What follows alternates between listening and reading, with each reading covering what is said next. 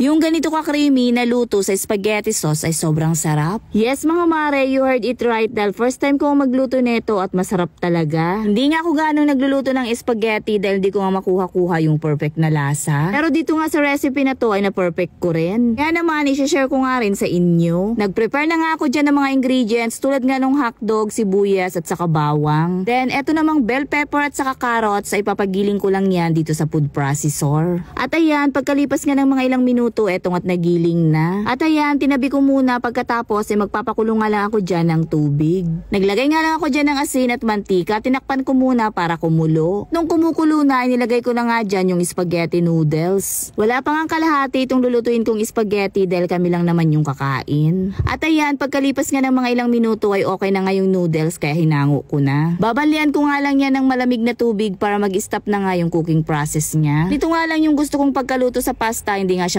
masyadong malabsa. At dito naman sa kawali, papakuluan ko nga muna dyan yung gagamitin kong ground pork. Pork nga lang pala yung ginamit ko dahil kunti nga lang naman yung lulutuin ko. At ayan, nung ma-absorb na nga ng giniling yung tubig, ay naglagay na nga ako dyan ng butter. At nung matunaw na nga yung butter, nag-start naman na ako dyan na maggisa ng bawang. Nung magisa na nga yung bawang, ay next ko namang nilagay yung sibuyas. Hinalo-halo ko nga lang at nung mag-aromatic na, nilagay ko na nga dyan yung hotdog. Hinalo-halo ko nga lang para magpantay yung pagkaluto ng hotdog. At nung naluto na nga, hinalo ko na nga rin dyan yung giniling. Then nilagay ko naman na yung nagiling na carrots at bell pepper. At ayan, transfer ko nga muna dun sa malaking kawali dahil hindi nga pala kasya dito sa ginamit ko. Nung matransfer ko na nga sa mas malaking kawali, nilagay ko naman na yung spaghetti sauce. Gumamit nga pala ako dyan ng isang malaki at isang maliit na spaghetti sauce. Hindi na kasi ako maglalagay ng tubig kaya dinamihan ko na dyan yung nilagay kong sauce. At ayan, maglalagay pala ako dyan ng 2 teaspoon na paminta. Para naman manamis-namis, naglagay lang ako dyan ng 2 kutsarang asukal. Para mas masarap ay naglagay na nga rin ako dyan ng liver spread.